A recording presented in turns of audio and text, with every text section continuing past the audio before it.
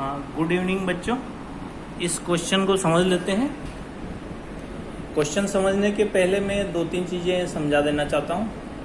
पहली चीज़ है कि पेरीमीटर ऑफ ट्रायंगल क्या होता है, सेमी पेरीमीटर ऑफ ट्रायंगल क्या होता है। मान लीजिए कि हमारे पास ये ट्रायंगल है ए बी सी एक ट्रायंगल है हमारे पास। इसका एंगल ए है, ये एंगल बी है और ये एंगल सी है। एंगल ए के सामने की भुजा को हमने ए मान लिया, एंगल बी के सामने की भुजा को बी मान लिया और एंगल सी के सामने की भुजा को सी मान लिया। तो इस कंडीशन में हमारा पेरीमीटर क्या होगा, तीनों साइड को जोड़ दीजिए तो हमारा पेरीमीटर हो गया, और तीनों को जोड़ के डिवाइड बाई 2 कर दीजिए तो वो हमारा सेमी पेरीमीटर हो गया। तो perimeter equal to A plus B plus C, तीनों साइड जोड़ दी तो ये हमारा पेरीमीटर हो गया, और सेमी पेरीमीटर हो गया A plus B plus C by 2। Semi perimeter को हमने एस से रिप्रेजेंट किया। और अब एरिया क्या होता है, एरिया ऑफ ट्राइंगल होता है S into R. S means semi perimeter और आर क्या है, आर है इंस्क्राइब्ड सर्किल रेडियस।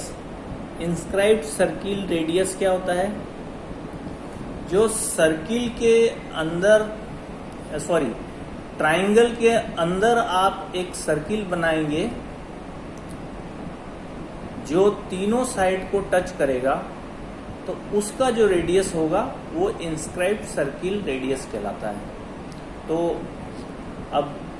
अब दूसरी बात करते हैं कि टेंजेंट क्या होता है। टेंजेंट देखिए, ये दो सर्किल है हमारे, और ये लाइन इनके सेंटर को इस लाइन से मिलाया, तो इस लाइन के ऊपर यहाँ पे दोनों सर्किल टच कर रहे हैं मान लेते हैं। तो इस पॉइंट पे 90 डिग्री का जो एंगल होगा उसको हम टेंजेंट बोलेंगे। तो इस लाइन का टेंजेंट, इसका टेंजेंट और इसका टेंजेंट तीनों एक ही पॉइंट पे आके मिलते हैं। तो पहली बात तो ये। दूसरी बात, मैंने पहले छोटा चित्र बनाया था, फिर मैंने सोचा कि शायद आपको छोटे चित्र में अच्छे से क्लियर नहीं होगा, तो मैंने फिर बड़ा चित्र बनाया। दूसरी बात कि मैंने 3 सर्किल डिफरेंट रेडियस के लिए, सिमिलर रेडियस के अगर लेंगे तो एक डिफरेंट वैल्यू हो सकती है, इसलिए मैंने तीनों डिफरेंट रेडियस के लिए, क्योंकि हो सकता है कि सिमिलर रेडियस में ये तीनों इक्वल आ जाए और डिफरेंट रेडियस वाले सर्किल में ना आए, तो मैंने इसीलिए 3 डिफरेंट रेडियस के सर्किल ड्रा किए ताकि ये हमारी मन की शंका भी क्लियर हो जाए। तो ज्योमेट्री को जब हम ड्रा करके देखते हैं तो हमारी बहुत सारी चीज़ें क्लियर हो जाती है। अब यहाँ पे आते हैं, देखिए इसका जो ये यहाँ से यहाँ तक का डिस्टेंस, यहाँ से यहाँ तक का डिस्टेंस, यहाँ से यहाँ तक का डिस्टेंस, OP, OQ, OR, ये तीनों इक्वल है, और ये है 4K इक्वल। ये सर्किल डिफरेंट रेडियस के होने के बावजूद ये तीनों डिस्टेंस जो है वो इक्वल है, सबसे बड़ी बात है।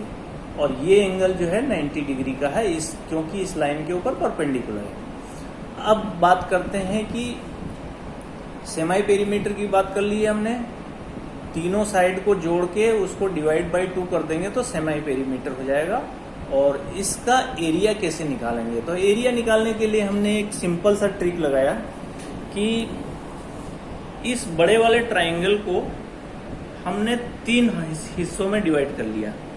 पहला हिस्सा देखिए, ये यहाँ से यहाँ तक, इसके सेंटर से ये यहाँ से एक लाइन ड्रा किया, एक लाइन ये ड्रा किया, तो ये इसका बेस हो गया और ये इसकी हाइट हो गई।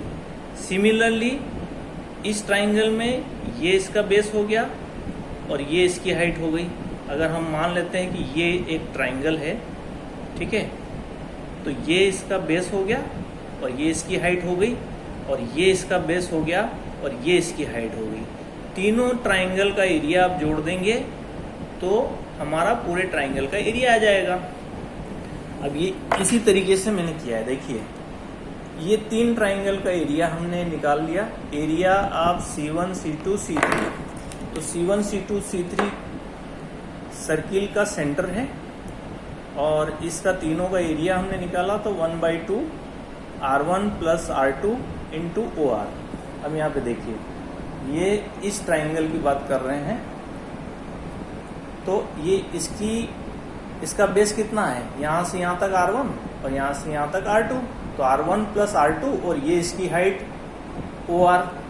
इसी टाइप से इस ट्राइंगल में R2 प्लस R3 इंटू ये इसकी हाइट, इस ट्राइंगल में R1 प्लस R3 और ये इसकी हाइट, और ये तीनों हाइट जो है इक्वल है, और ये है 4 दिया हुआ है। तो इस टाइप से हम इसको निकाल सकते हैं।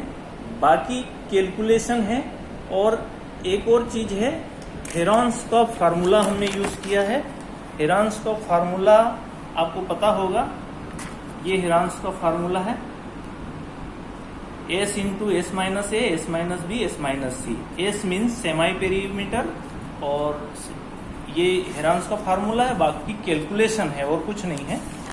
और